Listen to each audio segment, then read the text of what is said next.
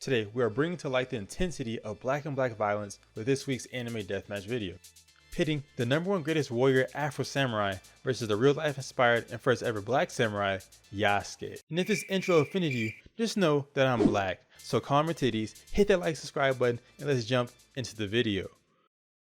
Yasuke, the first black samurai in history, is an older looking man with a serious alcohol problem. He spends his days living as a recluse, giving people rides on a boat. In his former life, he started out as an indentured servant that was just a mystery to everyone. His backstory is so interesting because people thought his skin was dirty, but in actuality, his skin was just naturally dark. But this is actually a true fact. This is something that was recorded in history. Why is he not clean? It is not dirt.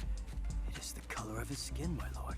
This is not really racism, it's just a minor level of ignorance because they meant no harm to him. I mean, hey, they couldn't just fly to Africa to look for people with darker skin. But I digress. Eventually, his life changes when he is taken in by Nobunaga, a daimyo or ruler in that time of Japan. His last order under Nobunaga was to kill him while the daimyo attempted seppuku. The anime Yasuke is filled with supernatural phenomena with a little mix of mechs that look similar to the ones in Armor Core. Something like that, something of the sorts.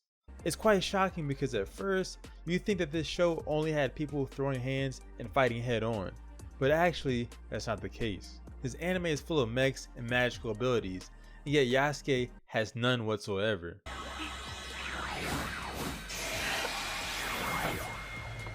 Some of his allies have these spiritual powers, while he is just damn good with a blade.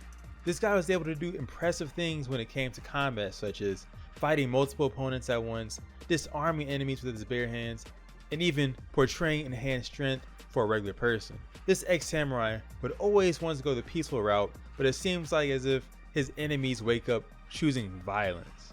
Lay down your weapons. Your lives will be spared. This slave speaks for Nobunaga? Just Yasuke living in a foreign country is amazing enough for someone during those times. He is able to speak another language and understand the subtle nuances as well. Another gift he has is his intellect and military prowess, which really shines in the battlefield. He was able to do things such as make distractions for his own troops to flank and destroy his enemies without breaking a sweat. Another notable thing is his resilience to torture. I mean, he got beat to a pulp against these powerful mercenaries, each of them beating the dog shit out of him in their encounters, while the Pope or whoever the hell this guy is pulled out some OG brass knuckles and mollywop his ass. I don't know what's more amazing, a Pope just having gold brass knuckles laying around, or the fact that there were real black samurais out there hundreds of years ago. Now that we've gone over the newest black samurai in anime, let's go over the most notable black anime samurai. He might not be based on real life, but Afro Samurai is a character etched into everyone's memories. Afro Samurai is a cult classic that's full of bloodshed, gore, and anime, bad bitches to be exact. Just so you know, there's so many graphic scenes for the fact that it's a seinen anime and not a shonen anime, so it's geared towards older teenage guys. So the story goes like this. The main character Afro knew only revenge since he's seen his father die in a battle to the death. The main adversary named Justice killed his father right in front of Afro for something called the #1 headband.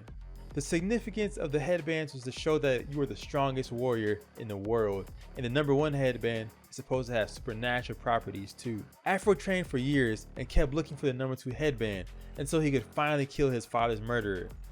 And just like Yasuke, he regrets his life because on the road to achieving his goal, he betrayed the people who meant the most to him, and they would eventually come together to get their revenge. Why did you kill our master? What have you done? Now let's get away from Afro's sad and depressing childhood and learn about his skill sets. Now just like Yasuke, Afro Samurai has no special powers at all, but he has some enhanced abilities like enhanced strength, agility, and durability. Afro can do things such as cut bullets and missiles in half or leap pretty damn high into the air. The only weapon he uses in battle is a sword his father used to fight with. Afro Samurai is known as a samurai, although he has no other armor or weapons a samurai would have. On the other hand, he is easily a master swordsman as he is trained with the weapon ever since he was young. Afro is no superhero, so he doesn't care about fighting crime or evil. In his universe, Afro is pretty much the most powerful fighter once he got the #1 headband, but before that, he had to go through the most to get to that point. Once Afro killed his master, who had the #2 headband, was the beginning of his endless battle against the warriors who wanted his status. Imagine that, you can't do anything because the ops are right around the corner, ready to fight. On top of that, Afro has fought powerful androids that use swords, guns, missiles, and hella other weapons that no regular human should be able to survive. But this warrior is just different. He's just built different, you know? So the main question you may have is, who would win in a fight? But one thing before we begin, my pockets are kind of empty and dusty, so there won't be any animation of the two fighting. I'll just break down who won and why. So by unanimous decision, Afro is the winner of the duel. Here's why. Yasuke is taller, more muscular, and has a higher intelligence than Afro, but the major difference is that Afro has fought all kinds of warriors since he was a teenager, while Yasuke has much less experience. I mean, in my opinion, even with his armor, he still loses to Afro. According to other death battles, they use some type of math equation I'm not sure of to calculate your durability, and your durability somewhat reflects your strength output. And Afro's getting blown up, falling from insane heights, like the dude has been through the ringer. Yasuke can take a decent beating, but he does not have the same HP as Afro. In a one-on-one fight, Yasuke would be highly vulnerable since powerful opponents like Afro have been up against the strongest opponents in the world with no backup. Yasuke is at a big disadvantage since he has no allies with magical abilities, nor does he have more soldiers to assist him. Overall, if you compare the two anime, Yasuke's universe has magic and some advanced tech, while in Afro's world, nothing makes logical sense at all. So who do you think would win in a fight? Also, is there any possible way Yasuke could beat Afro? Let's talk about it in the comments. This is June, signing out, in peace.